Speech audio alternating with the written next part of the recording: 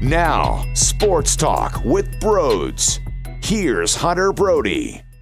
Oh, thank you, Rhys Hoskins. Thank you, Zack Wheeler. They came up so big, so clutch for this baseball squad as the Phillies hold on. I don't know what the hell happened late. Hector Neris comes into the game. Well, every time I say that statement, I guess I shouldn't be surprised when it gets very bizarre. But Alec Boehm in foul territory doesn't see the ball properly and has to dive backwards to make this outrageous play. Odubel Herrera seems to be a little bit iffy out in center field. I don't know if it was the nerves. I don't know if it was the pressure of understanding the situation, but that got crazy. Oh, Nolan Arenado, what are you doing, Hector? You escaped one. That should have been full lethal damage by Nolan Arenado, but you escaped one, all right? That wasn't because of a great pitch by any means. How about Maton? I'm not going to sit here and just crucify a player like Maton, but let's be realistic. We saw him, to this point, make plays defensively all around. So many different unique plays defensively. Just throw it at him and he'll make it for sure. He'll make that play. Well, that one rocket to him at second base, he falls backwards, falls over. I'm not going to make it seem as if he's Nolan Arenado over at third base, that style of defender. All I'm saying is we've seen Nick Maton, and because of how stellar he's been to this point, it's actually somewhat praise and it's somewhat recognition of the kid's work ethic and how he can play on that side of the field. That ninth inning was nuts, though. My buddy is extremely pissed off with Joe Girardi for putting Zack Wheeler into the game into the ninth, not to start the game, into the ninth inning, because they thought that Hector Neris would be better in a clean inning spot. I couldn't disagree more. I wouldn't have been mad if they yanked Zack Wheeler, but Zack Wheeler had a one-hitter. My man was striking out. That ninth strikeout was beautiful. The movement on that pitch to roll back inside, God damn it, that thing was magnificent. It really was. And so were some of his other strikeouts. He had 8 others, whether it was 99 on the outside part of the dish, upper 90s outside and up in the zone, getting guys chasing, the slider. How about a breaking pitch into the dirt, 12-6, swing and a miss? It was crazy what Zack Wheeler was doing. If you brought in Hector Neris, right, and he failed, and he gave up the lead, which you could argue he should have done and got lucky. But regardless, the Phillies came out with the win to get back to 500 and to win the first game of a road series, knowing how poor they've been away from Citizens Bank Park. I truly think that that is such a big step forward for maybe the positivity that can come out of this series against a pretty damn average baseball team in the St. Louis Cardinals. If Neris was to blow it, you would have said, oh, Zack Wheeler was dealing. My man had 9 Ks. My guy was unreal. He only allowed 1 hit. Why would you put Hector Neris into the game? That's what have happened. The Joe slander is just absolutely ridiculous and insane. There was nothing wrong with what Joe Girardi decided to do late. I think if there's something you want to nitpick, it's even allowing Nolan Arenado to swing the baseball bat. And he did mention after the game, if they fell behind, yeah, they would have put him on base. That's one that I think it's reasonable to mention, to bring up, to criticize. All the others to this point is just getting magnified by too much of a degree that I think you need to dial it back a bit. Here's why. Hector Neris should be allowed to get out of a jam when you have a 2-run lead and Zack Wheeler walks Carpenter to put him on first base. So you're telling me there's a man on first base, 0 outs in a 2-run lead, and Hector Neris, somehow that would be more on Joe Girardi than it is your closer in Hector Neris. That's your closer. Whether he should be or shouldn't be, that's what he was given. That is what is your guy to close down a game. That's who it has been. That is a franchise player who has been here. I'm not telling you he's a franchise player. It's the franchise's player. Let's clear that up. Over the last handful of years that has been given that spot, that's who it is. A closer can get out of that. That's not putting him in an uncomfortable spot. That's not bases loaded, 0 outs. That's not something out there. How can Hector Neris possibly work out of this? No. I expect closers to get out of that. So if he was to blow the lead, I would still look at the player, the individual, and be disgusted with that performance more so than Joe Girardi trying to give your pitcher who had one hit to that point a chance to close this bad boy out. And I love the fact that I'm hearing that they communicated, Wheeler and Joe, that is. Hey, I'm not really feeling it like I was earlier in the game. Not feeling it. I don't feel like going out there, but maybe I'm not as sharp, as smooth as I was earlier in the game. Make sure you get somebody else warming up. I think Joe Girardi played it the perfect way. You give your starter who is dealing all night and dicing through the lineup all the chances in the world to try and get that complete game. For all the people that bitch and complain about how you don't allow your starters to go deep anymore and how these pitch counts are full of shit and there's no reason to have it the way that it is. Back in my day, you had guys throw 140. All right, hero. For everyone who wants to see these pitchers finish it out and go 100 plus, now all of a sudden when it doesn't work out with the first batter of the ninth, it's some horrendous decision. I just can't comprehend it. I really can't. You saw a battle, though, a starting pitching duel, which is one of my favorite things to watch in baseball. You see these guys do it in their own way. Zack Wheeler, not only with the pitching element, but the smarts as well. You have a bunt in play. He allows the bunt to drop, waits for the double play ball. Instead of catching it out of midair, let's get this double play ball in action. He was smart on that side as well. He was just delivering the baseball with perfection for the most part.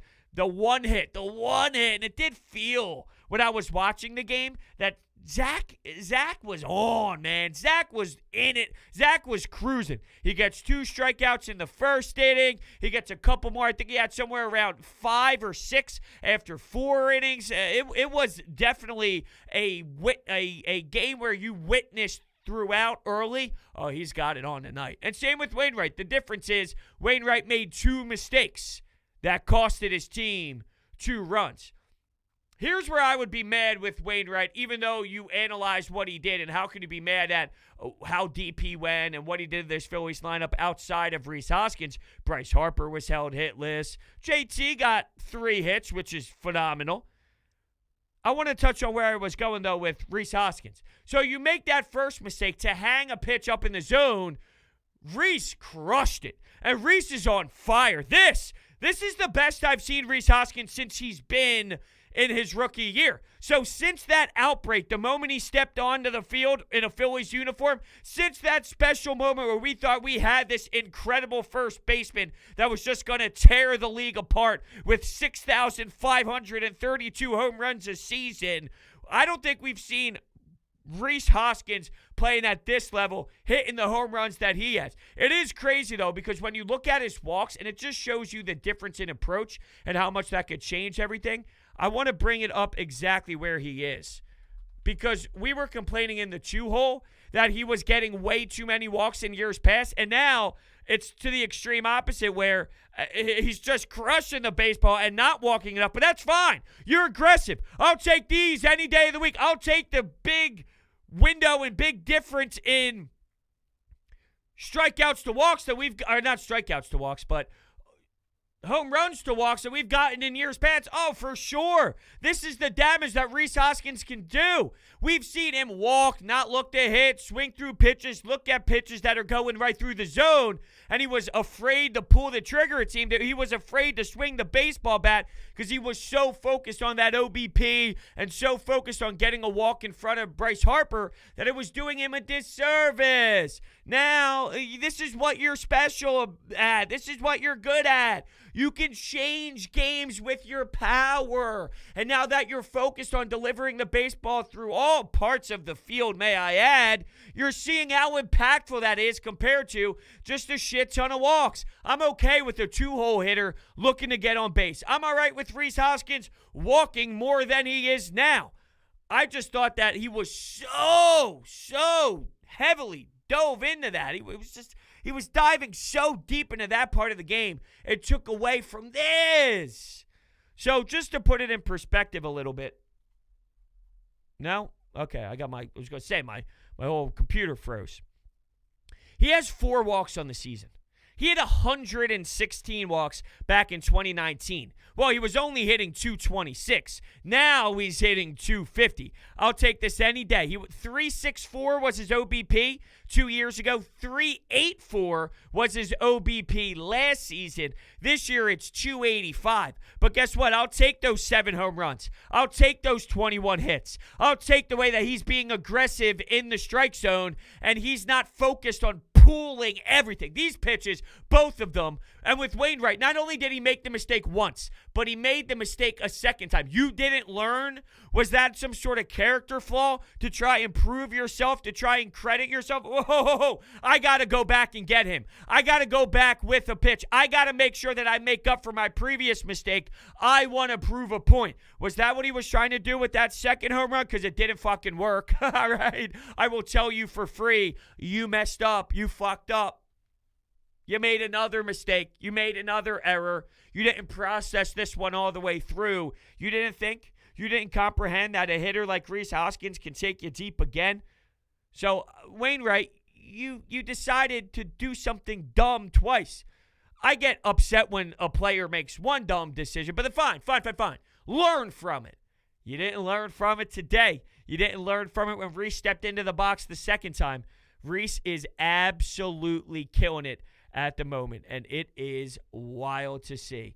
Rhys is a dog at the moment, a game-changing type player. So I'm just happy and proud that I'm watching Rhys play this way. I'll be honest with you. I'm shocked. I was a let me see it Rhys guy. I was a prove it to me Rhys guy. You've been through all these ups and downs, and your downs were brutal. Your downs were pathetic. Your downs were to the point where you changed your entire offseason to focus on a new swing and focus on a whole entire new identity at the plate. And then within 5, 6, 7, 8 games of a new season, you're already changing what you spent your entire offseason trying to do. That's how low it was. It wasn't a standard low. It wasn't just a bad stretch. It was, I'm changing everything. I just dedicated my offseason to changing my mechanics.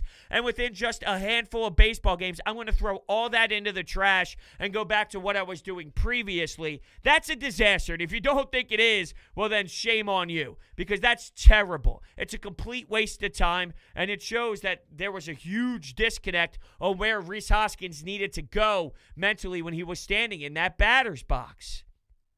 Amazing tonight, though. Amazing. And not just tonight. What we've seen out of Rhys Hoskins for a pretty good amount of time in a lot of games as they're sitting at 11-11 after 22 games. So it's clear, by the way, that Odubel Herrera was a hot storyline before the game. They are desperate. They pulled the desperate card. I never thought that you would see him. Why?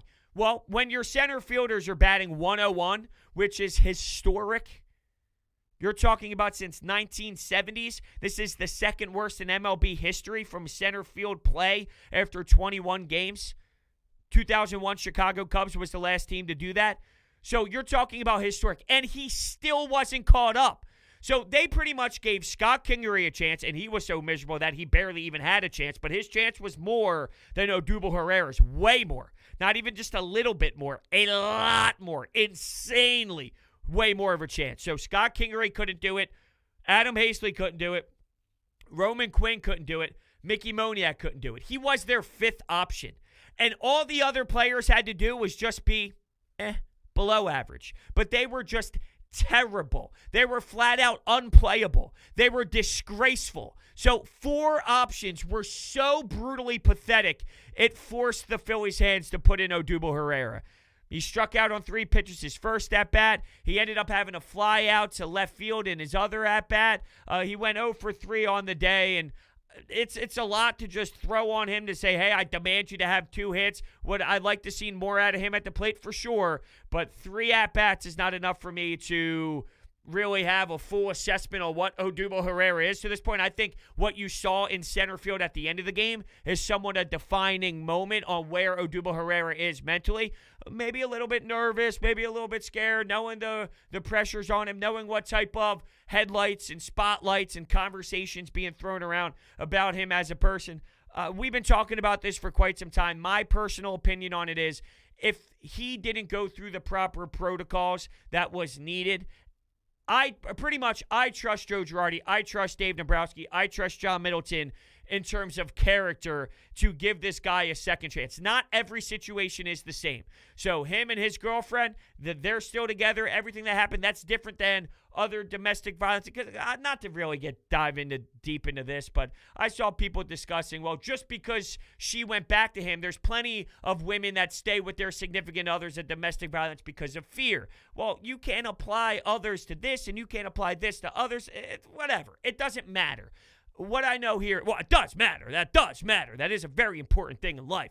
I'm talking about with Odubel Herrera. He's here. And the Phillies, I trust their judgment on character of giving him that chance. We'll see what he ends up doing. Now, he was an all-star in this league at one point, and considering the alternative, the 4 other alternatives that you have, you are in a pickle, and you got to give him some chances, and I think he's going to outplay all of them. What does outplay mean? I don't know. I don't know what outplay means. You can bat 150. You could be Andrew McCutchen. Believe it or not, you could be Andrew McCutchen, a guy who's getting sat for not being mentally engaged at all and making mistakes in the field.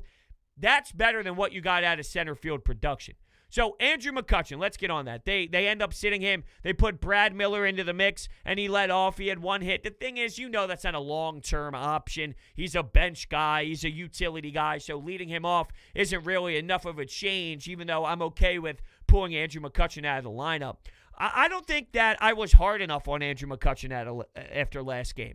I've been giving him the benefit of the doubt, but now it's to the point where last night I was thinking about this, staring at my ceiling, thinking about Philadelphia Phillies baseball at around 2:38, and it was the only thing on my mind, right? Crazy, I know. I'm a complete jerk off. I'm an asshole, but that's how my life works. That's what I think about when I'm trying to fall asleep at night and I'm staring and I'm gazing, and Philadelphia Phillies is wrapped around my brain 24/7. How you have been that bad out in left field with the ball that got behind you, that bounced in front of you, and all this base running occurred, and the ball that hit you in the glove. I don't give a damn if you're not being extremely productive at the plate for a period of time. I've been allowing for you to work out of that, right? To earn your spot out of that. You're a veteran. You deserve it. But the more and more I try and process what he's been doing defensively, that's embarrassing. It's almost impossible to do that. Now, I forget where I was listening this to. It might have been the John Kincaid show on 97.5 The Fanatic. I caught a little bit of their show this morning. And I think that Kincaid was talking about how he was speaking to people around baseball. And one of the things that was brought up was when players fall in baseball, they fall off a cliff. It's no straight decline where it's, okay, 1 year he does this, and then the next year it's a little bit worse, and it's a little bit worse, and then there's this steady decline going downwards. You just plummet. You just become bad. And I guess I agree with that to a degree. At the plate, maybe. At the plate, maybe. I get where he's coming from. I still don't think Andrew McCutchen's a 250 to a 150 hitter. I've been very consistent on that. I do understand, though, that players do fall off at the dish very quickly that way. Andrew McCutchen's 34, though. He's 34. He's not 38. He's not 39. He's not 40. He's 34. And on the other side of the field, when you're talking about left field play, for it to be this embarrassing and for it to be this way, we can all agree that I don't care if you're 34 and struggling in the batter's box. This is a whole nother element. This is another level of not being prepared, and you're so lost fundamentally in your brain that it's now snowballing into how you are prepared for each ball that's coming. You're overthinking. Same with Didi defensively. Overthinking every play. And I do wonder, I never really thought about this. I guess it kind of slipped my mind. But with Didi Gregorius, that elbow injury, that elbow soreness, arm soreness that went down, is that a reason why he's bobbling balls? And one of the reasons why when he is approaching a baseball coming his way, maybe there's a little bit of hesitation, which changes the trajectory of the play and the throw and the angles and everything involved, because it's clear that Didi Gregorius has been a really rough spot in the dirt on the base, on the defensive side, throwing the ball around to try and get some guys out on the bases. What are you doing, Didi? Well, I never thought maybe the injury that is in play is a part of that. It kind of just went over my head. So, I think, and we're going to get to some anytime hotline calls here, but I believe you got to do something major with this batting order. Wainwright's a hell of a pitcher. He shouldn't be cruising through the way that he did, right? I think this lineup is better than that. You got to make a change where, here's the problem, though. Rhys Hoskins is murdering the baseball. Why would you move him out of the 2 spot? You really can't. But Andrew McCutchen cannot lead off anymore. Would you do something with JT and Bryce to switch things up, or do you just keep Bryce Harper in the 3 spot? Do you lead Bryce Harper off? I saw something. I think this was before the game, though, so this doesn't really include this game, but I guess it doesn't really matter. It will be the same, considering the only guy that was able to do some serious damage was Rhys Hoskins. But I think I saw this from a specific individual, so I want to read it verbatim here to make sure that I get it right on the money. But this was, here we go. Yeah, this was before the game started. Bryce Harper only has 7 at-bats this season with the runner in scoring position. So he's playing the way that he's playing in that 3 spot. Because I brought this up before on Twitter. Maybe we should try Bryce Harper leading off. And a few people kind of bounced back at me. Brodes, that's so dumb. You want guys in scoring position. Well, guess what? It doesn't happen. It doesn't happen. And he's on a tear right now, Bryce Harper is. Not so much tonight. He cooled off in tonight's effort. But he has been lethal to this point, and he is on a nice couple game stretch of just phenomenal baseball, hitting 2 home runs in a day, and what he's doing defensively too with the cannon out in right field to JT Realmuto at home. He only has 7 to this point all year. So it doesn't matter. That's not even happening. What you're saying to defend your point of not having Bryce Harper leading off, it's not happening anyway. I don't think you can move Rhys Hoskins because of how well he's seeing the baseball right now, but I think you need to do something serious, change something up. Maybe JT Realmuto leads off. Can you go JT, Rhys Hoskins, maybe slot something in there at that 3rd spot, move Bryce Harper to 4? Would you just move Rhys Hoskins to clean up right now, or do you keep him in the 2? I'm telling you, I think keeping him at the 2, getting him in a comfortable groove, why mess with something that's not broken right now? I think around this lineup, though, maybe you keep Rhys where you want to keep Rhys, but everything else, you need something fresh. You need something new. You need some sort of spark plug involved to maybe get this team going a bit offensively, just for a new look for a game or 2. I think something fresh. You need to just get something new to motivate these guys a bit. A new lineup, I think, would absolutely be something that at least you can attempt. I'm not saying it's 100% automatic, but I'm saying it should be an attempt for sure. All right.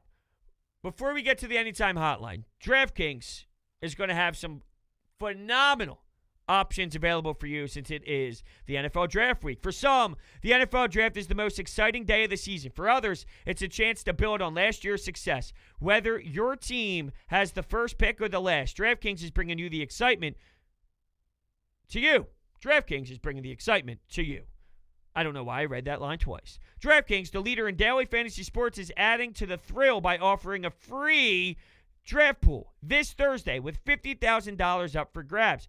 DraftKings free-to-play pools are easy to play. Just download the DraftKings app, go to pools, and choose from a wide variety of free contests for an opportunity to win cash prizes. Download the DraftKings app now and use promo code Brodes when you sign up to enter the free draft pool with $50,000 in prizes up for grabs. That's promo code Brodes to get a free shot at $50,000 in total prizes. Only at DraftKings. Eligibility restrictions apply. See DraftKings.com for details. All right, let's go to the phones. Here we go.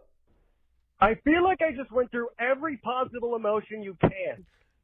From watching the offense get gunned down by the corpse of Adam Wainwright to Zack Wheeler absolutely dealing. Who still thinks we overpaid for him? To the horror of watching Neris give up that run in the 9th and then watching him protect it again. Lord. So this team's just going to go 1-1-1. It's going to go 1 win, 1 loss, 1 win, 1 loss the rest of the year, aren't they? Oh, man. This team. This team. Yeah, no, I'm laughing right there with you. Out of pain, that's for sure. The whole 1-1-1-1 thing is interesting. I do feel that there is going to be this type of season where you're flirting around 500 and then you just go on that throughout this season. I do feel that this is how it's going to go, and I felt this way before first pitch even occurred. They're going to hang around 500, and then somewhere through this 162, I don't know where it's going to be. It's clearly not the first 22 games of the season, but at some point there's going to be a stretch of 6 wins in a row, 7 wins in a row, maybe something like that. So then when you're 500 throughout the entire season, and then you enter that 5-6 game win streak, that's where you get to your 86 wins. Or, maybe it's not 5 or 6 game win streak, but something along those lines of there will be a part of the schedule where maybe you go 10-2 or 11-3. And that's that defining moment of the season that we all go back to. Remember in June when they faced the Mets and then they faced another division opponent and then they finish it up by playing a team maybe in the AL? I don't know. I'm just spitballing off the top of my head. But remember that? Remember when they won 11 of 3? Or if they won 11 of 14, they went 11-3 in a 14-game span. That's how they ended up with their 86-win season. The problem with that is we're going to see a lot of boiled frustration involved because they'll show you a great win on Tuesday and it will be followed by a poor effort. Here's what I know, though, heading into this series. You have pitching matchups that favor you. Now, I feel like I've said that before this season, and it doesn't really matter much. Maybe one of the starting pitchers doesn't have their greatest day. There's been a few outings by Wheeler specifically and Aaron Nola where they haven't been their sharpest, and you needed way more than them, and you had to rely too heavily on your bullpen. So that has been in play. You, on paper, have a chance with your pitching rotations this series to take 3 of 4. Right? I said that 2-2 is unacceptable for me based off of how you ended that series in Colorado. Prove it to me. Make a statement to me. Suck me back in, even though I'm going to be sucked in no matter what. Just hypothetically speaking, theoretically. Yeah, that makes sense in my brain. Get me back in by winning a series on the road in St. Louis after underachieving against a team that is miserable in Colorado. So I need to see 3 wins. It is set up for you to do that. Huge, though. Huge, you don't have to rock your bullpen, and you don't have to dive deep there. This Spencer Howard debacle, though, is just getting annoying. They have no clue what they're trying to do with the kid. They have no idea. You talk about players not knowing their roles. You're toying with this poor kid's mind. Am I a starter? Am I a bullpen? Am I going to the taxi squad? Am I AAA? Am I doing this? Am I an MLB guy? What am I? You're just mixing the emotion. You have no clue. And he's supposed to be one of your players that walk into your starting rotation and be an upper echelon pitcher for you. Does anybody else see the disconnect, or is it just me? Because I see it. I see it clear as day. Wow, I mean, it's not Hector the Protector anymore. It is Hector the Heart Attack Neris. Every game he gives all the fans a heart attack. That is how close he makes it. I mean, he got the job done, but holy shit, couldn't have gave us any more of a heart attack there. Should have just walked Arenado and brought up whoever was next. But it worked. So, and Rhys Hoskins continues to stay hot. Unbelievable. And we just got the offense, Zack Wheeler, awesome game. Yeah, he was phenomenal. And I think you brought up an interesting point, though, with Joe Girardi. Well, it worked. So I feel this year there's been so much criticism on Joe that even when things work, people don't like it, so they just rip him apart even more. It worked. They won the baseball game.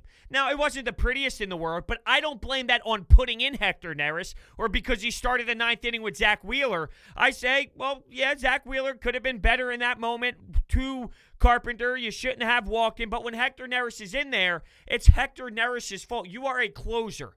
and you're in a spot in a game where you're up by 2, 0 outs, 1 man on base on first base. It's really not that much of a disaster spot for your closer to come in. I just think that there's so much.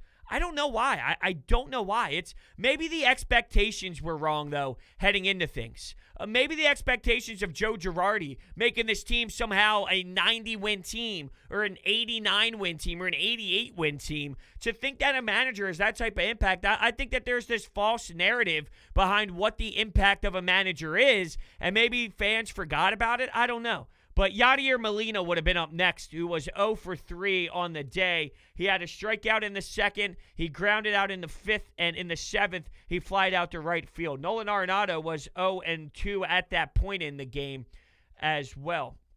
Excuse me. He was 0 for 3 that point in the game. The walk came after that. So, no. I'm sorry. I'm getting that confused with. I was getting confused with Carpenter there with that walk. He was 0 for 2 at that point in the game. Yeah, I was correct the first time.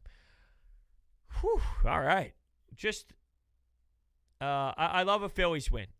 Alec Boehm. What's Alec Boehm doing at third? How about Brad Miller out in left field at one point, too, where he's losing the ball? I guess there was maybe I don't know if it was miscommunication between Odubel Herrera and Brad Miller, but there was some sort of hesitation. I don't know where you are. You don't know where I am. And here comes Brad Miller making this wild effort play due to energy and work ethic, getting to the ball. What's up with this, though? What's up with this poor team defense throughout the infield, throughout the outfield? And they're making the plays, but they're making plays way harder on themselves.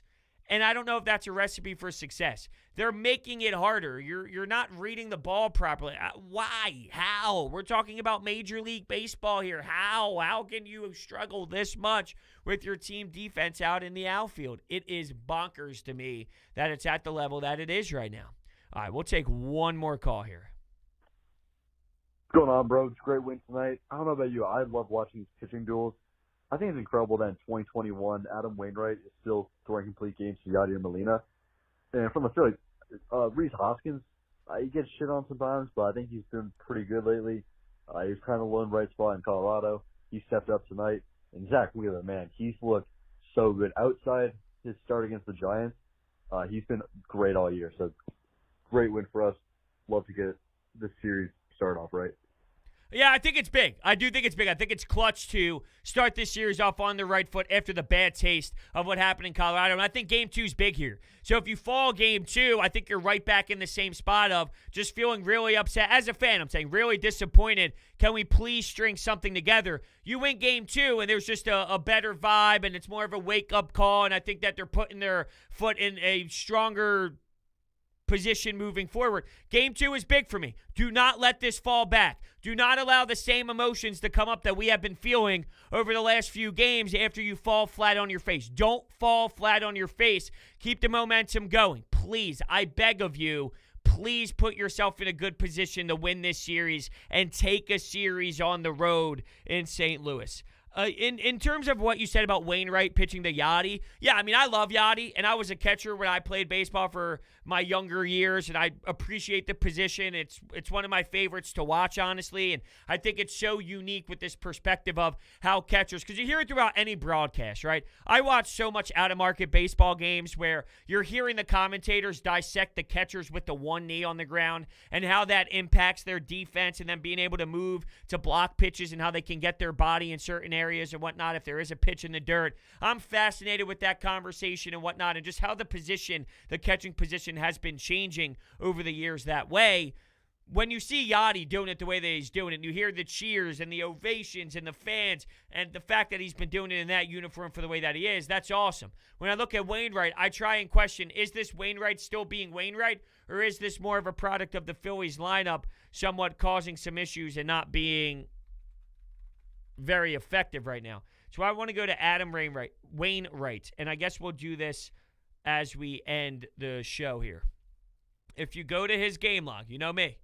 I'm a big game logsman. I love a good game log.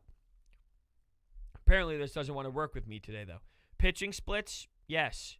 2021. No, I wanted game log. We're going to do this. Damn, why is the screen so blown up? All right. Game log. Here we go. 2021. He went 2 2/3 on April 3rd. He went 5 innings on April 8th. He went 5 innings, allowing 3 earned runs, 4 hits, and 7 Ks. So he hasn't done anything better than 5 innings. So he went 7 innings. 7 innings, 10 Ks against the Washington Nationals on April 20th. So he's had one good outing so far this season. I think this still is more of a product of where the Phillies are, more so than Wainwright. But I still tip my cap to the player that he once was, and the fact that he's still hanging in there. You know, it is what it is. All right. I want to thank everybody so much for watching, and I will see you next time.